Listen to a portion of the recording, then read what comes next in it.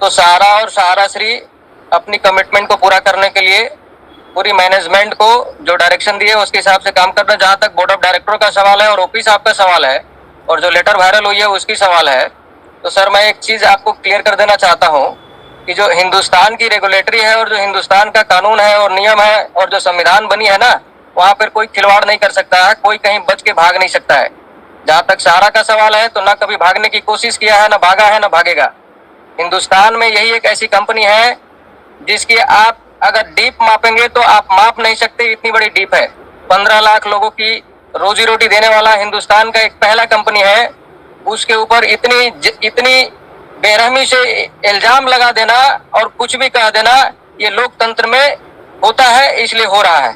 जहां तक credit cooperative का सवाल है और जो आरोप लगाए जा रहे हैं कि आपके बोर्ड ऑफ डायरेक्टर भागते फिर रहे हैं, दिख नहीं रहे हैं, कोई जवाबदारी लेने के लिए तैयार नहीं है, तो मैं आपको बता दूं कि 1.25 साल पहले बोर्ड ऑफ डायरेक्टरों के साथ, हिंदुस्तान की रेगुलेटरी के साथ, हिंदुस्तान की सभी एजेंसियों के साथ, सुप्रीम कोर्ट के सुपरविजन में जो कमेटी बनी और कमेटी के बाद जो पोर्टल बनी, वहां पूरी सोसाइटी की चारों कंपनियों का पेमेंट देने की पूरी जवाबदारी ली गई है और की गई है। इसलिए किसी को गुमराह करने या गुमराह करवाने की जरूरत नहीं है। हिंदुस्तान के सभी इन्वेस्टरों को 1-1 रुपए देने की पूरी प्लानिंग हो चुकी है और ये पोर्टल आजाद हिंदुस्तान की इतिहास का ये पहला ऐसा पोर्टल बना है जहां पर लोगों को पारदर्शी तरीके से पेमेंट दी जाएगी। गुमराह मत कीजिए और गुमराह करने की कोशिश मत कीजिए। जहां तक 15 लाख लोगों का रोजी रोटी का सवाल है, उसके लिए मैं एक ही चीज कहना चाहता हूं कि सहारा पूरी तरह से प्रतिबद्ध है और लोगों को अपनी रोजी रोटी फिर से देने के लिए कोशिश कर रही है। और अभी मैं ऑफिशियली अनाउंसमेंट नहीं कर सकता, लेकिन अनऑफिशियली मैं आपको बता दूं कि हिंदुस्तान की लीडिंग फाइनेंशियल कंपनी रोजगार देने के लिए हमारे साथ ज्वाइंट वेंचर में आने जा रही है और बहुत जल्द दिखेगा। जहां तक लोगों की सैलरी, कमीशन, इंसेंटिव और ब्रांच खोलने का सवाल है, तो वो भी 10 से 15 दिन में आपको दिखना शुरू हो जाएगा। किसी भी तरह की, और खास करके सोसाइटी के ऊपर तो सवाल ही नहीं बनता है, क्योंकि सुपरविजन में, सुप्रीम कोर्ट की सुपरविजन में और बोर्ड ऑफ डायरेक्टरों के साथ, एजेंसियों के साथ, रेगुलेटरी के साथ कमेटी बनने के बाद 86,000 करोड़ की पेमेंट पहले करने की प्लानिंग हुई है। इसलिए कोई भी इस पर सवाल ना खड़ा करे, गुमराह ना करे। और जहां तक भुगतान का सवाल है, सोसाइटी का सवाल है, तो सोसाइटियों के भुगतान की पूरी तैयारी हो रही है और ऑलमोस्ट जो लिक्विडिटी है वहां पर वो पेमेंट हो रही है। दुनिया में कोई छुपा हुआ नहीं है। आज भी स्वप्ना मैडम यहीं पे है। उनके एक लड़के, जो बड़े लड़के थे, सुशांतो सर, वो वहां मैसेडोनिया में बिजनेस को देख रहे थे। उनके जो छोटे लड़के हैं वो लंदन में है। इसलिए ऐसा कह देना कि वहां जाकर के छुप गए हैं और पूरी फैमिली, उनके जितने भी फैमिली सब यहीं पे हैं। उनके बहन से लेकर, दामाद से लेकर के, बेटी से लेकर के, उनके जितने भी खानदान है सहारा श्री के, सब इंडिया में। आप नोएडा में चले जाइए, जेबी रॉय साहब का पूरी फैमिली नोएडा में है, कमांड में सब है। आप कैसे बोल सकती हैं कि भाग गए? और जहां तक मैसेडोनिया का सवाल है, तो मैसेडोनिया सहारा का एक बिजनेस का अंग है। गवर्नमेंट ऑफ इंडिया के रूल्स रेगुलेशन के हिसाब से, यहाँ से फॉरेक्स नियम के हिसाब से, यहाँ से इंडिया से मैसेडोनिया में इन्वेस्टमेंट हुआ है और वो बिजनेस है। अगर मैं क्या है, मैं बता रहा हूँ, मैसेडोनिया के बारे में गलतफहमी है लोगों को, एक्चुअल जानकारी मैसेडोनिया के बारे में नहीं है। मैसेडोनिया 2010 में सहारा श्री कोलकाता में मदर टेरेसा की डेथ के बाद पुण्यतिथि में गए थे। सुन लीजिए मैसेडोनिया क्या है, मैं बता रहा हूँ। सहारा श्री कितना अपने आप को समर्पण भाव से समर्पित देशभक्त के रूप में अपने आप को साबित किया है। ये मैसेडोनिया क्या है? सहारा श्री मदर टेरेसा के लिए, मदर टेरेसा के ऊपर समर्पित भाव से उनको अपना आदर्श मानते थे और पुण्यतिथि में कोलकाता उनको इनवाइट किया गया था, वो इनविटेशन में गए थे। पुण्यतिथि में मैसेडोनिया के प्रधानमंत्री पुण्यतिथि में आए हुए थे। वहां सहारा श्री ने मदर टेरेसा के नाम पर एक मदर टेरेसा मेमोरियल सेंटर बनाने के लिए कमिटमेंट किया कि हम मैसेडोनिया, क्योंकि मैसेडोनिया मदर टेरेसा का बर्थ प्लेस है, इसलिए मैसेडोनिया में मदर टेरेसा मेमोरियल सेंटर बनाने के लिए उन्होंने कमिटमेंट किया।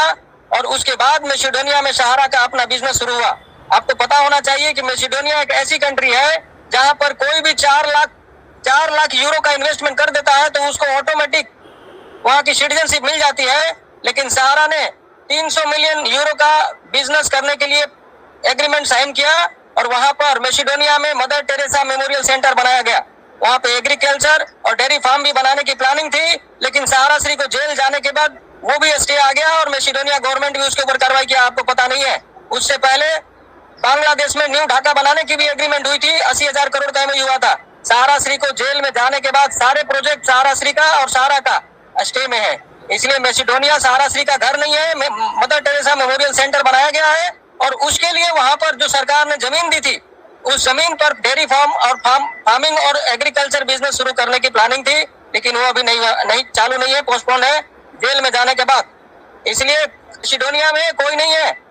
आज भी मैडम यहीं पे है, स्वप्न मैडम यहीं पे है। हर पैसा जा सकता है बिना रूल्स रेगुलेशन का। इसलिए मैसिडोनिया सहारा इंडिया परिवार का एक बिजनेस अंग है और वहां पर बिजनेस प्रपोज्ड है। न्यू ढाका बांग्लादेश में प्रपोज्ड है, लंदन में प्रपोज्ड है, अमेरिका में है, इजराइल में है, मॉरिशस में है। सहारा श्री जो बताते थे कि 6 सोर्स से हमारे पास फंड आएगा, 6 पार्टनर हमारे साथ जुड़ रहे हैं, तो वो कभी गलत नहीं बोले थे, वो सही थे। थोड़ा सा विश्वास कीजिए, भरोसा रखिए। सहारा कहीं भाग नहीं रहा, भागेगा नहीं। डंके की चोट पर सहारा हिंदुस्तान में बिजनेस कर रहा है, कर रहा था और करता रहेगा। जय हिंद। सहारा इंडिया के 12 लाख कार्यकर्ता, 13 करोड़ निवेशक इस समय बुरी स्थिति में हैं। तो कन्हैया शाह जी बोल रहे हैं कि भुगतान हो जाएगा। भाई कन्हैया शाह जी आइए, बैठिए।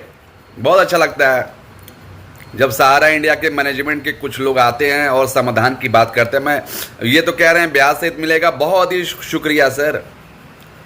तो पोर्टल क्यों लाया गया? आप लोग ने, सहारा ने और CRCS ने मैच फिक्स कर लिया।